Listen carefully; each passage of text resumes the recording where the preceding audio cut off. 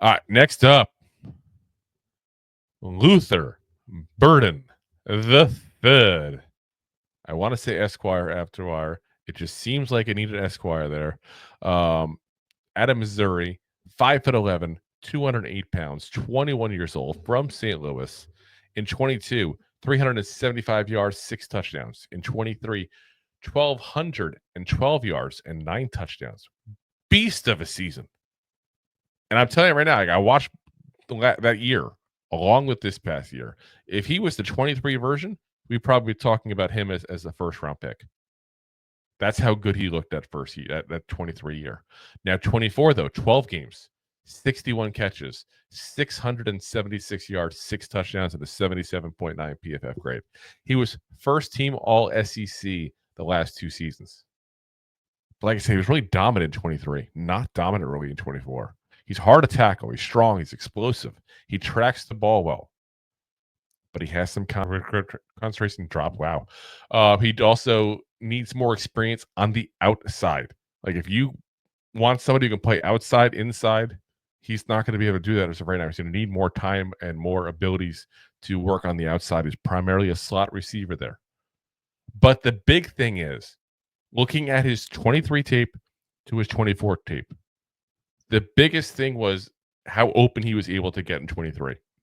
I'm telling you right now, somebody figured out what he was doing and then shared it with the rest of the class. That's the scenario we had here. Like somebody knew, okay, watch this, he does this and he does that. Somebody figured that out. I'm telling you right now. Because he was much more tightly covered in 24 than he was in 23. And it's not like all of a sudden, this 24 season started. So, okay, guys, we got to change up our plan from last year. We really got to cover this kid. Like once a guy starts dominating mid-game, even you change your stance and change how you cover him. Burden couldn't get past the corners nearly as well as he did last season. And I think if you're going to be interested in him, you really got to stare at that tape much more longer than to be very frank, than I have time to look at. I got a job outside of this as well.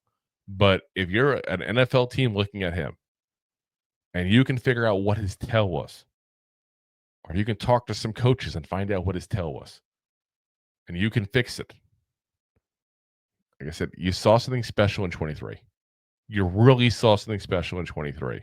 And I'm hoping for his sake that somebody figures out for him, because he's got that potential to be something special in this league here. Potential if he can go back to what he was in 23.